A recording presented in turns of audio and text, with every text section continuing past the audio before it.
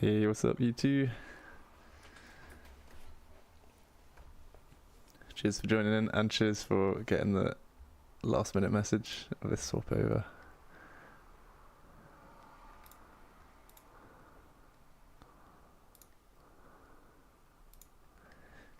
Yeah, so I'm gonna chat GitHub and version control.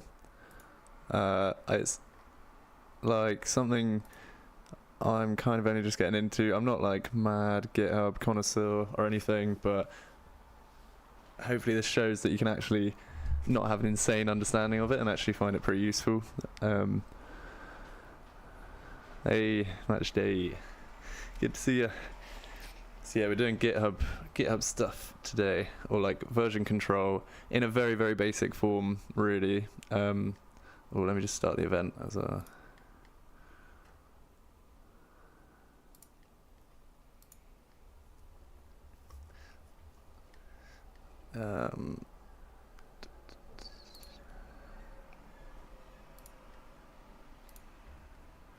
So yeah, I thought I would just show.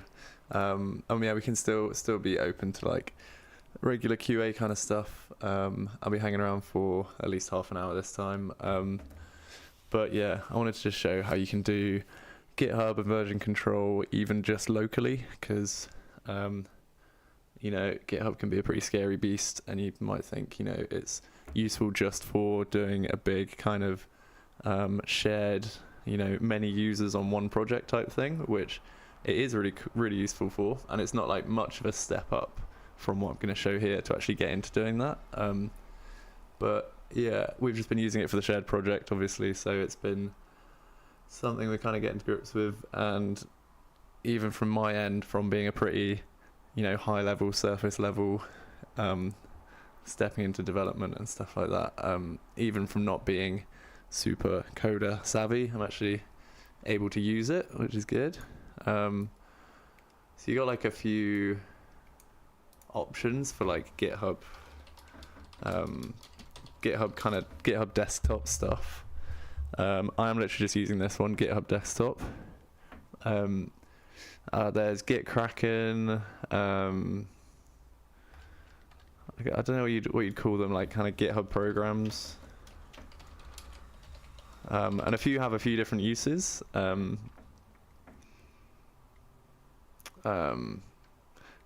you got things like Git Kraken. But yeah, I'm just using GitHub desktop at the moment, and it is literally, if you want to get going, like version controlling and saving your versions, you can literally just download this desktop program, and it's, you know, it's buttons over something like Git Bash, which is the kind of the most used one, the thing you would think of when you first think of GitHub.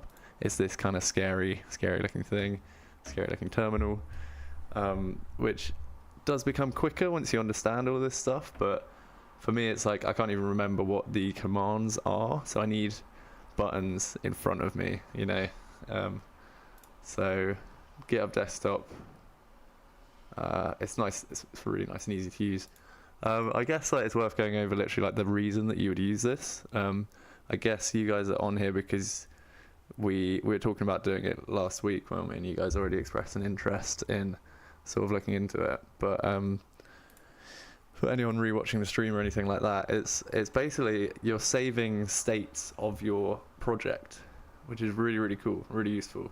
So you can essentially jump into a project, make a load of changes, do anything stupid that you like, and then always jump back to like a history version of the project. So did I start a new project for this? I don't think so. I guess I could start a new project. I thought I did actually. Got so many different. Okay, so this one. So like say you have a project here and you've got literally like your list of files. You could go in and literally like delete some of these files or do anything stupid that you like. But if you've already got a history of like commits, then you can always revert back to previous commits and make a branch from that and basically like take that save state. So I'll just sort of demonstrate it by just sort of showing how you would set one up. So like, I've got this repo here. It's just in my folder. I'm going to do a lot of doxing of showing all my file systems here, but there's not really any other way to show it. So I've got this test project folder. That's where I've started this Unreal folder. Everything's in here. So I basically want to add this to a repo so I can start kind of saving the history and the states. So I think this is the way I've been doing it. In GitHub, I'm not sure you even need to make an online GitHub account to do what I'm doing here, but you may have to do that, but it's literally as easy as making a GitHub account. But yeah, you can go here and you can go file new repository, or I think you can do it here as well. And you can go like create new repository. So I just call this like test July, because that's what I had the other one as. You can do a description if you want. You choose your local path. I'm just gonna go find this over here.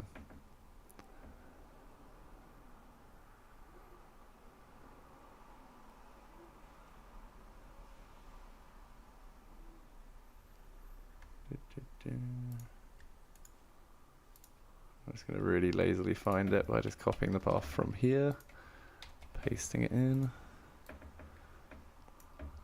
So I think what this will do is create a new folder in the place you specify. So I'm going to go up one and just select this overarching virtual human rig folder. So the parent folder of where your project is.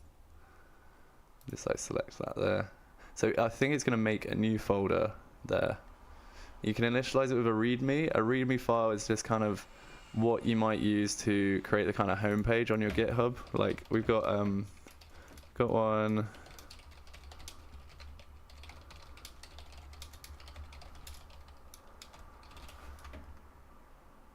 See if that comes up.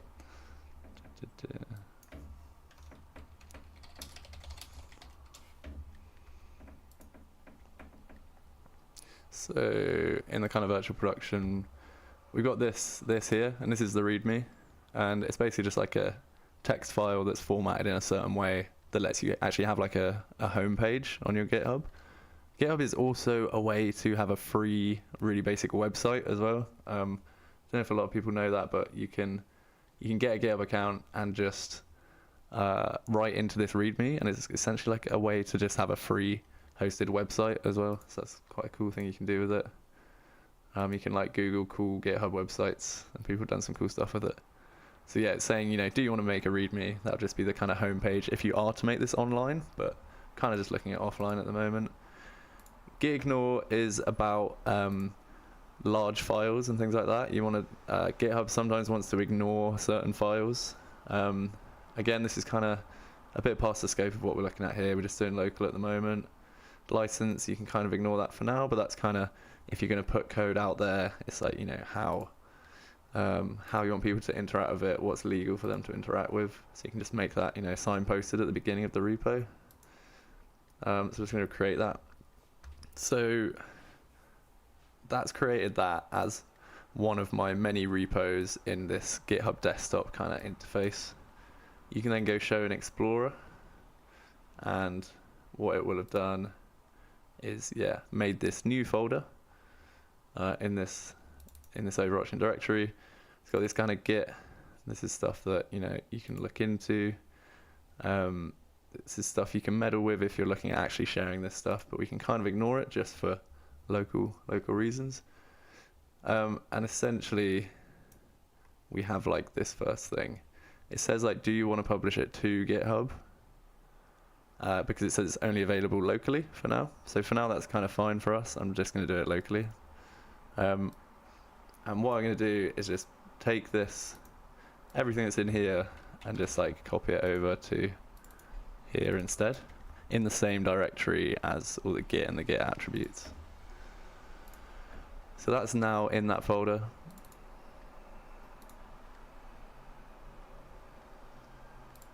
Yeah, true. Edgy for, yeah. If you want a real techie looking art portfolio, do it as a GitHub README for sure. Definitely. So now that that's all in there, I should get these changes come up, and it's going to be quite a big long list of changes because it's like every single file that goes into, you know, it's all additions here. You can see by this icon that it's all additions. You got additions, deletions, or changes. So this is just all additions because I've just copied every single file into this folder now. So like essentially this could be your first commit. So you'd say like, I don't know, initial copying of project. And then, you know, you can add a description if you want. Again, if you're doing it locally, it does become really, really useful to explain this as if you're explaining it to someone else, because you never know when you're going to look back through these commits and be like, you know, what have I done? But essentially you could see from this first commit that it's going to be just copying in those first thingies. So like, I'm going to commit that to main, and that is just the main branch that we're looking at. You can get techie with branches and things, and it is really, really useful. I'll show you a little bit of that in a minute, but this might take a minute to be fair, because we're adding a load of files in here. But what is really, really cool and really useful about this, it's kind of, you might think like, oh, why don't I just upload everything to a Google Drive? Again, we are just going to be doing this offline for now, but the reason this becomes way better and way more efficient than just uploading to a Google Drive is that you, GitHub only, you know, it had that green plus and things like that. It only notices when files are changed. So you could have a massive amount of files up on here, and like if you make a change to the project, it's going to automatically know which things are changes, additions, or deletions, and it's just going to update the code basically. Instead of totally uploading whole new files for everything, it's just going to update the code. So incredibly useful for that. So I've now got these two commits. So I guess that initial commit was just that git attributes folder and stuff. So this is already stuff that I can play with. I could literally go like this and go, pretty sure it's revert changes in commit. That would essentially delete all of these files again. So this kind of has the ability to change these files, which is really cool, and it can recognize when files are changed and things. So now I could like open up my project. It's gonna open it from here because my Unreal's weird. Oh, okay. Yeah, can I open it from here?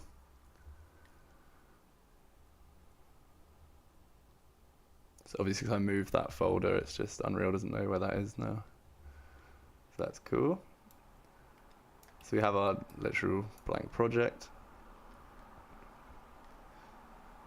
If we jump in here, we can see that we've already got some changes. That was from like Unreal, like it says like shader engine init. So these are all the files that have, see it's got the yellow icon, that means it's been modified. We got some additions as well, don't know what that is. It's just Unreal has done some stuff to build all of this stuff up as I'm opening up this project. So like we could be incredibly tidy here and make that a commit in itself, but I'm just gonna like change something. Maybe if I import something, it could be a good example.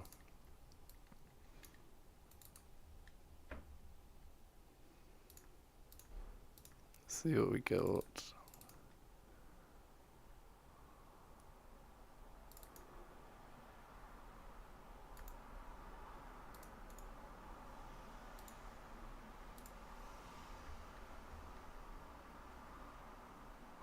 Just got this FBX. I'm going to import that. Just, you know, go new folder.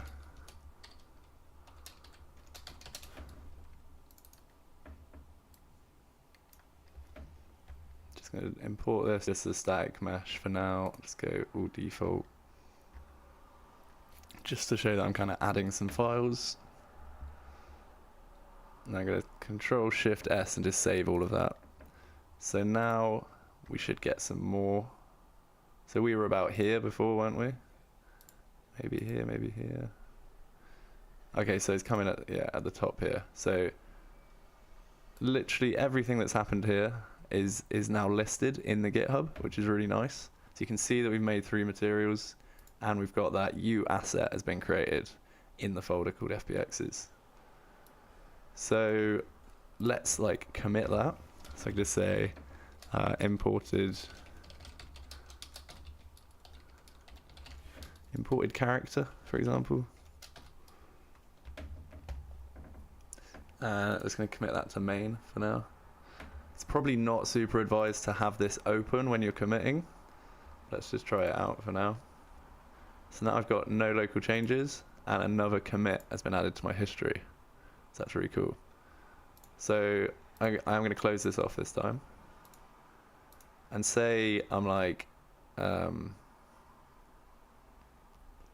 actually, let's go another step further and go.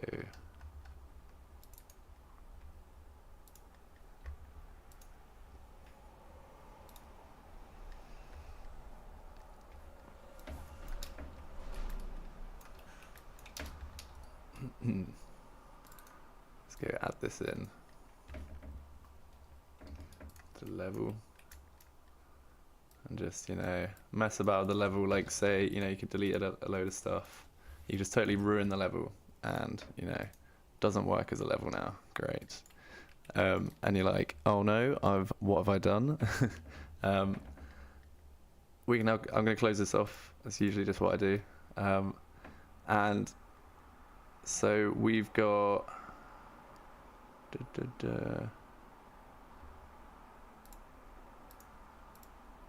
these. Okay, so yeah, we've got these changes. I think what I should be able to do, I was kind of expecting only the map to be changed for external map actors for this map. So what I'm going to do is try and just discard these changes because they look like changes to the map. And then I think everything else should be okay. Let's try to discard these changes.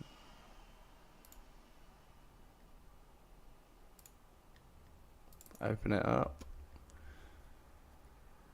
That was a little bit unexpected, to be fair. I thought it would just be the UMap asset that's changed. But yeah, that's cool. We can see that, you know, no harm done, which is really nice. So you can see that kind of frees you up to, you know, okay, so if we're like, oh yay, I'm really happy, I've got that level, we can make that a commit and be like, happy with level. Commit that to main. And then we know we've got that banked. We were happy at that point, we got that banked. Can open it up again.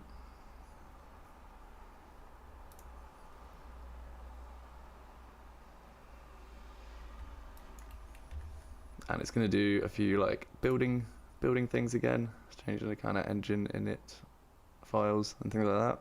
But we know we were happy at that point, and we can always revert back to that. So that's really, really cool. And that is literally like one of the most basic uses of all of this stuff. And you can literally just do that locally. If you get into importing really large files, it sometimes warns you, but you can actually just ignore that warning, because if you're not uploading it online, it doesn't actually matter. But what maybe you're like, okay, I want to work on, like, I've got a whole idea, a whole rabbit hole I want to go down, and I know I was happy at this point, but I can go off and I can experiment off and do something. What's quite useful to do, just going to discard those again. It's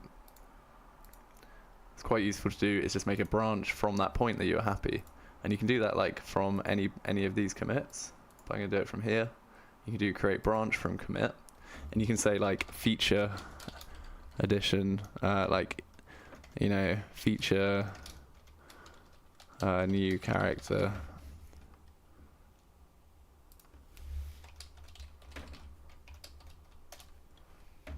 And like that's kind of good practice, is like when you've got an idea for a feature, you make this as a branch. And what this means is you can always switch back to your kind of main project where you got your main thing going on. Then if you want to like make some cool changes to something, make a new feature, you can always switch back to this. So now that we're in the feature branch, let's open this up and open the project. You know, you can always go show an explorer and open the project like that.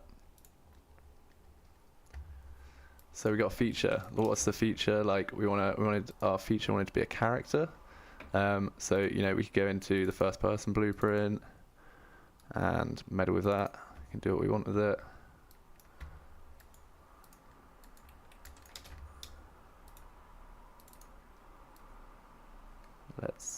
Can you just do that?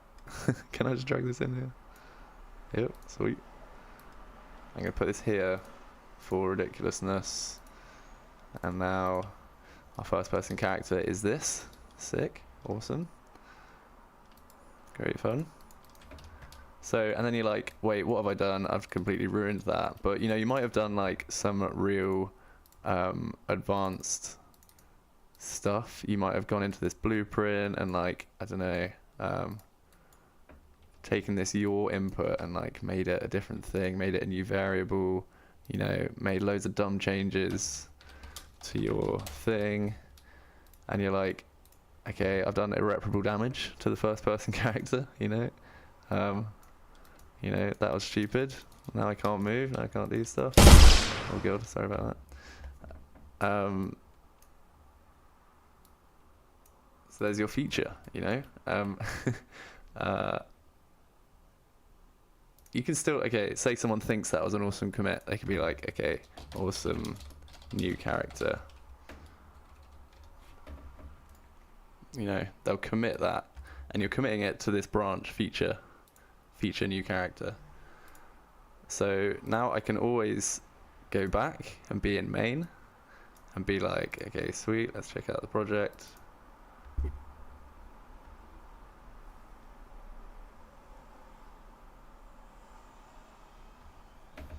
And if we begin play, sweet, we're all good. We have a nice working first person character. Now you're like, hey, I want to check out what I was working on with that new kind of character.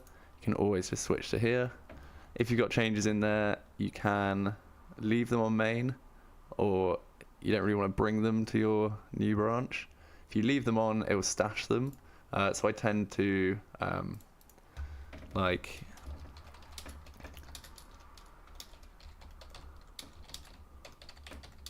just make them a commit before I switch branches if I want to keep them, because like stashing things can become a bit messy. So I'm going to make that a commit, and then I'm going to switch to feature new character, and we can go open this up and be like, hey, what was I working on in that feature?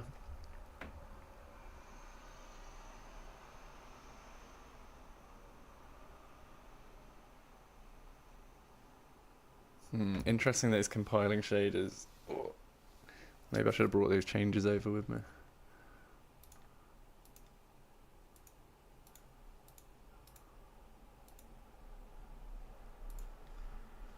I wonder why it's compiling shaders again. Because I swear at the point where I was at feature new character, it was all compiled.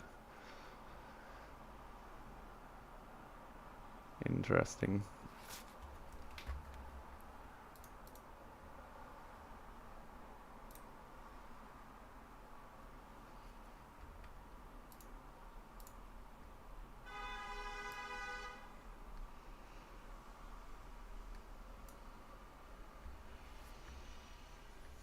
We'll see how this goes.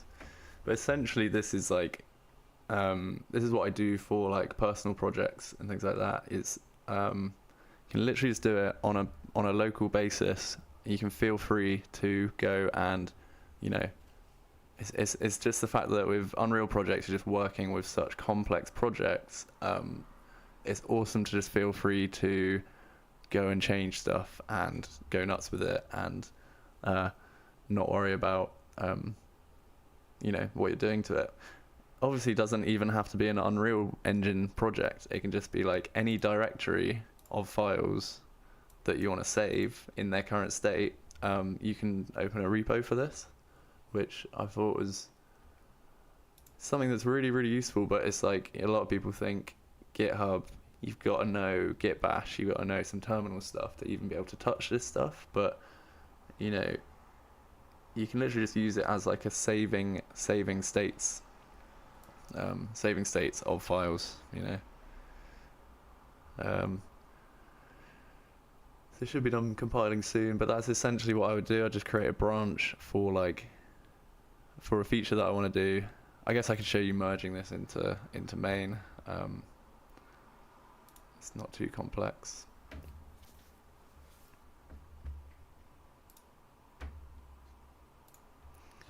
Yeah, it gets messy and huge to create backups. Yeah, exactly. Like so long, using so much storage space to just create a whole new backup for everything.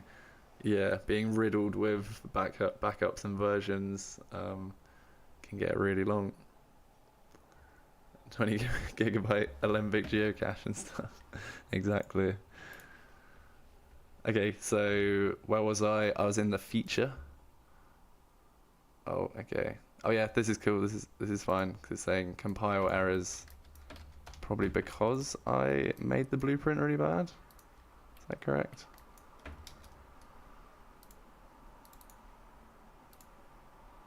Okay, maybe this was a silly example to just go in and actually ruin this blueprint.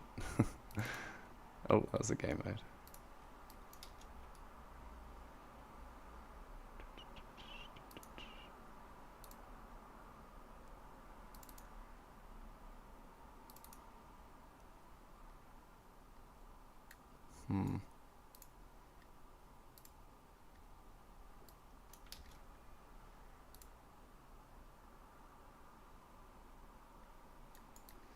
Well, I mean, maybe that's a good example of me ruining something and then being like, well, we can always just go back. Let me just discard these changes then. Hopefully that won't make me rebuild all these shaders. I think it might not. Let's give it a go anyway.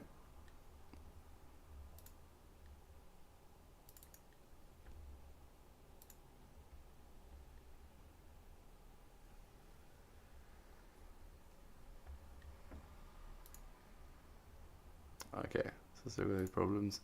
Okay, maybe this was a weird example. Let's get rid of this branch and just try and do a quick branch example.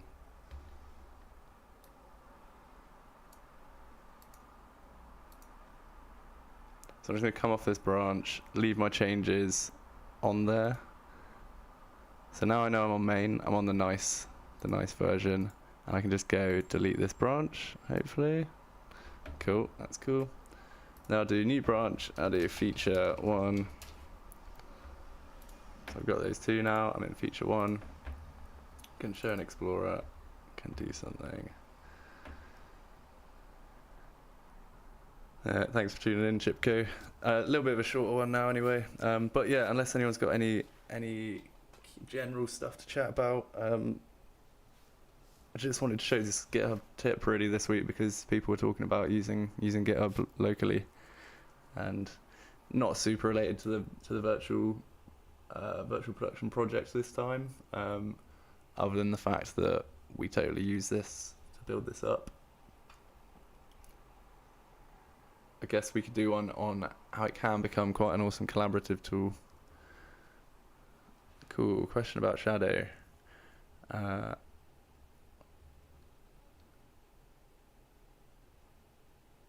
Yeah, interesting. So you've got people at different points.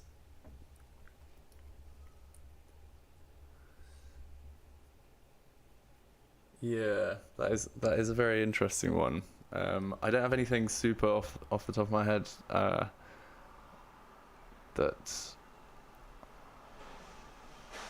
we could use for that. I know like there's a few people doing stuff that's more in a volume instead of on planes. That could be something to lift from things like what's it called? From other kind of virtual production solutions.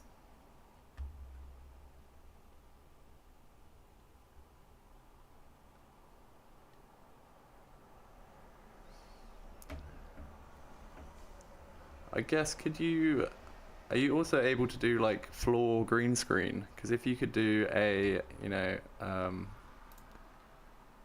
setup like this, where you have green screen onto the floor as well, then you could use that to lift to grab your shadows.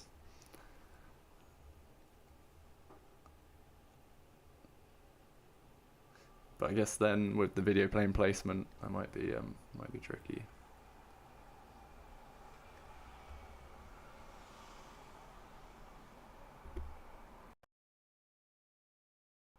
Could you also, if you just have two people, if you have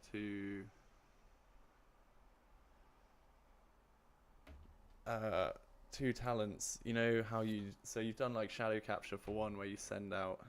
Okay, so you have a green floor, and then where are you taking your shot from, like a single place, or are you doing a tracked camera shot?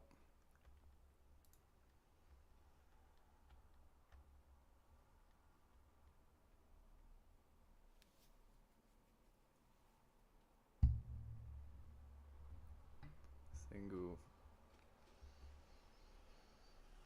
And so you're doing single place, but you want to move the digital camera, I guess, and then that's where it looks wrong from like this kind of angle, I guess. Yeah. So could you do something like grabbing, moving digital?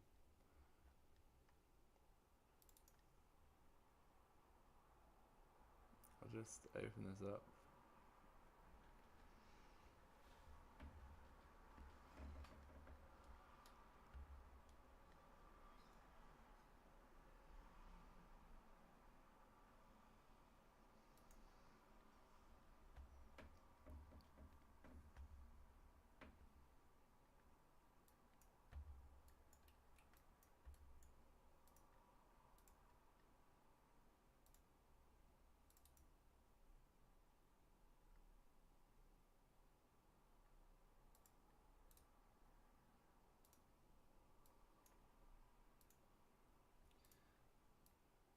Could you do something like, I'm sure you might have tried this, but having like multiple, oh god, that's my bad.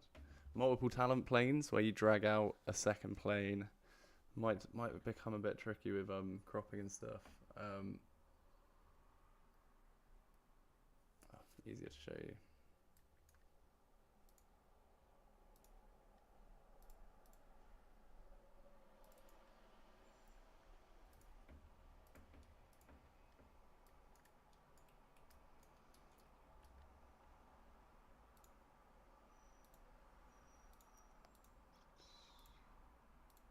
Might take a minute to set up. I mean, this could also be one that I could look into kind of for next week, but you know how you can send out, see if I can get a talent in here.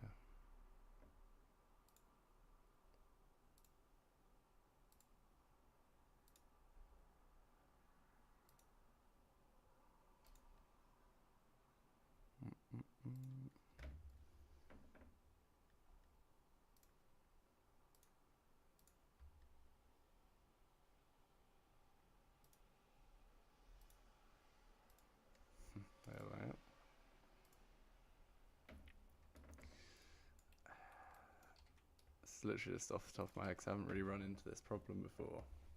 It's an interesting use case though, because it's something I haven't. I guess you got like one lot of media coming in. You got one shot, and that's got one person like here and one person here, and they're like further away.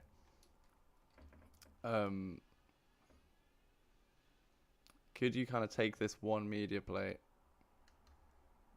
and like send that out to one spot with your video plane placement, and then grab another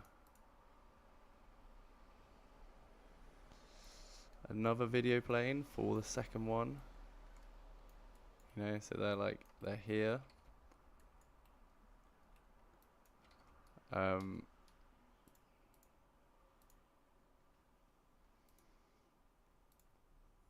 Why is this key gone weird?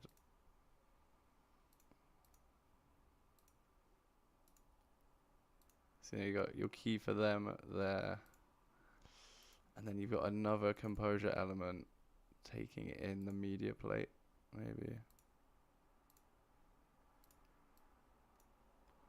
Taking in that same, let's try copy it actually.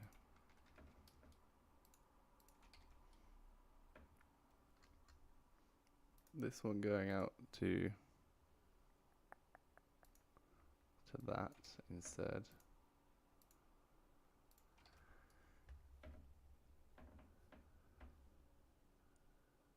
And then in your comp, you would need to set that there.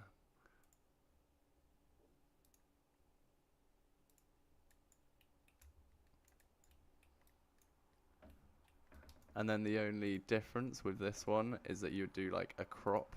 You'd do like a garbage mat. So like I've got like a, well, we've got so many here. Cropping material. And you know, so for your second person, you just like crop off instead of that, like crop the right. So you know, you got one there and one there potentially. And then you know, the second one could be sent out to your second media plate. Do you see what I mean? So you got like one shadow source there, one shadow source there. I don't think I can like run through this like on the fly. It's not something I've done before, but it'd be a really cool one to check out for like next week or something. I didn't really know what I was gonna do next week, so would you be able to like screenshot me that like shot or that studio setup just so I know like exactly the example? That would be, yeah.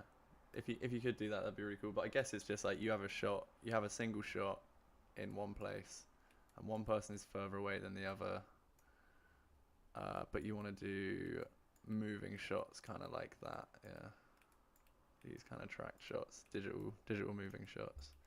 Are you looking for doing like a shot that orbits like that, or is it just like could get away with some side to side? It'd be useful to know as well, because I feel like you might come up with like some more strange issues if it's all coming from one camera source, you know. There is someone that recently asked about filming like 4 people and then getting them all into multiple planes at once, or like pre-filming and then comping all that together. So it could sort of answer some questions for them as well if you think that's a similar use case. Yeah, I would say something like that. Like in the shared project, we've got this crop material, which you know could take off you could split that single media plate in half, send it out to two different thingies. You would then obviously have to send out this render target to each material, but yeah, pretty doable.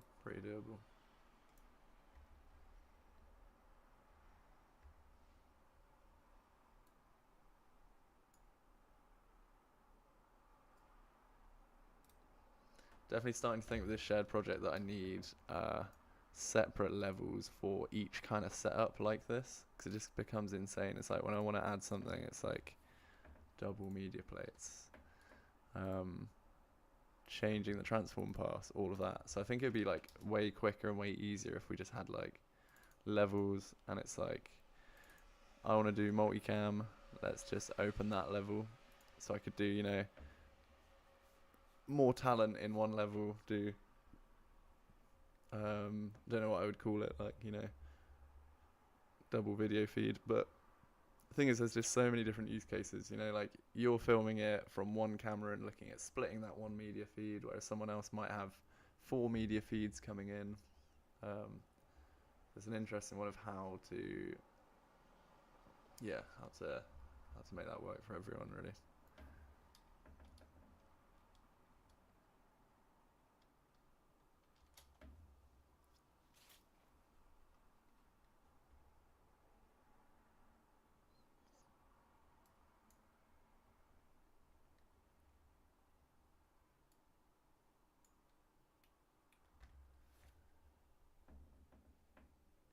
yeah, again with the GitHub and stuff, it's really good for stuff like this where you're just showing off stuff and you're like, well, I can just tweak and meddle with any of this, and I know I've got a saved state, you know, back here that I can always revert to. Really useful. I was going to show you like merging, actually, like merging a feature, wasn't I? If it's kind of going back going back a step now, but maybe just to round this one off.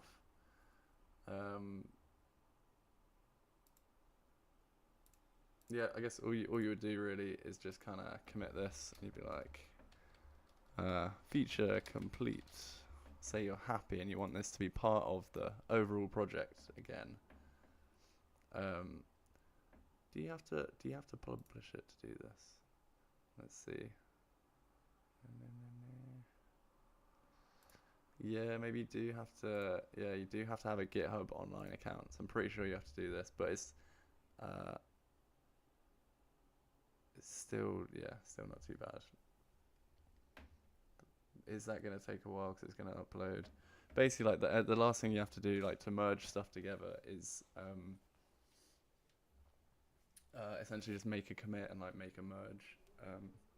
But again, if you're just doing it locally, it's like super no worries. There's a lot of like hoops to jump through if you're doing it in terms of a big organization and things like that, because it's got to be really, really neat and tidy. This is a really good way to keep your own stuff more neat and tidy. Yeah, it may be that this is just going to take forever to push. So might have to wrap it up really, but yeah, hopefully that shows you those like save states, how much you can do with that. It's like super no worries, makes it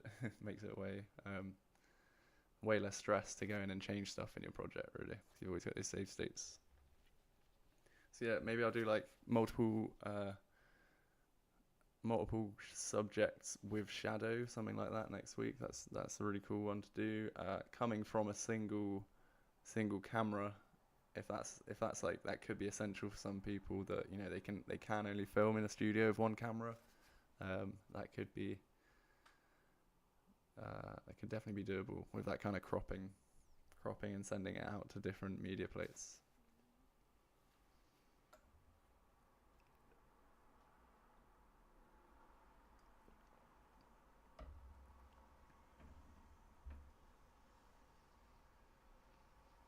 Yeah, this is going to take way ages to push, so I'm going to wrap this one up, but thanks for tuning in, guys. Super nice to see you here.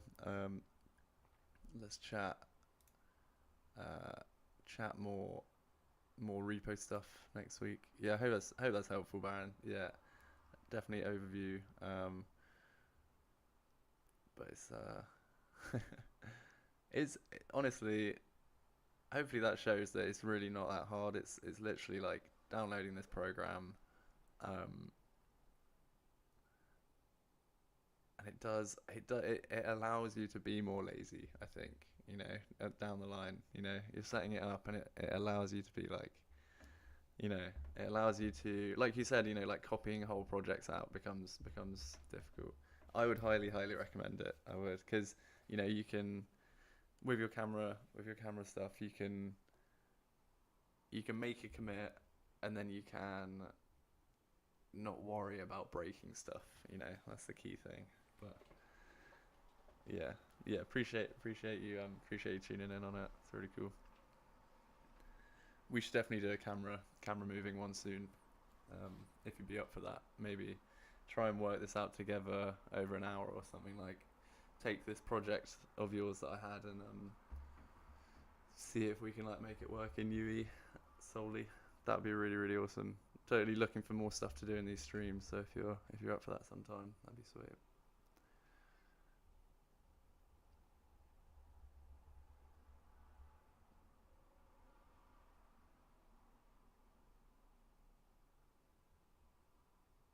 Yeah, awesome. Yeah, no rush at our end either. After loads of stuff to be done. But again, nice to see that some people are into doing similar things like your camera switching system, you know.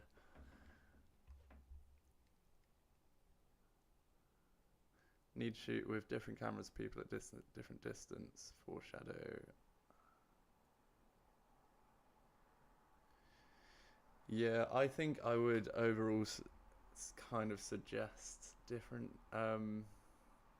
Yeah, just because it is that plane thing. What I was gonna say about that, like different different people, is that people generally use like a volume for this. I'm not exactly sure how the volumes work, but it's kind of like a cave that replicates that green screen kind of cave shape. So instead of planes, it's kind of volumes. I know there's someone working on a system like that. But yeah, it's a tricky one when you're working with planes, definitely. And it's like if they're to pass in front of each other and stuff, you know, is that also a potential thing that would come up?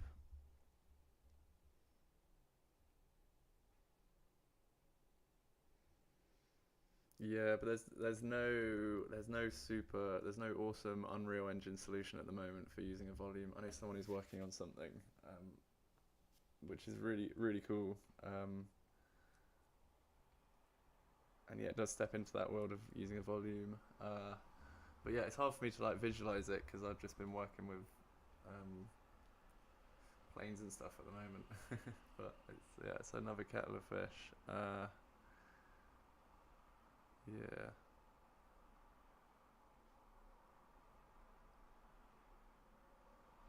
There is also this composite plane. This might be a whole other rabbit hole. Composite plane. I hear that you can use this. Alright guys, so in this video. So this is all, I guess this is tracked camera again, so it might not help you with that. But with this, you can actually project this onto other shapes. So apparently you can project this onto a cylinder. Instead of a volume, you can project it onto a cylinder, or maybe you can do a volume as well. And this apparently does account for people's footsteps and stuff. I guess I was pretty much just talking about what you're talking about here with some other people a couple of days ago. So it's stuff we're all looking at, definitely all working out. Yeah, they were going to send me this thing of how you can kind of project onto custom shapes. So yeah, might have some more info on that soon for sure. And then yeah, also Baron, it sounds awesome. I want to do some MIDI mapping as well. I've got a just a big kind of blank MIDI controller back here, and it's just got a load of dials. And I do want to start hooking that up. That'd be really fun. But yeah, gonna wrap this one up. Thanks so much for tuning in, and yeah, we'll see if there's some advancements in this kind of thing you're talking about soon. It's a cool, it's a good example of an interesting one. Thanks for tuning in on the YouTube as well, guys. Yes, indeed. Yeah, as I say, GitHub useful for any kind of file systems. It doesn't have to be an Unreal system. You can basically save the state of what your folders were looking like at that time. You can save that state. Yeah, cheers for tuning in.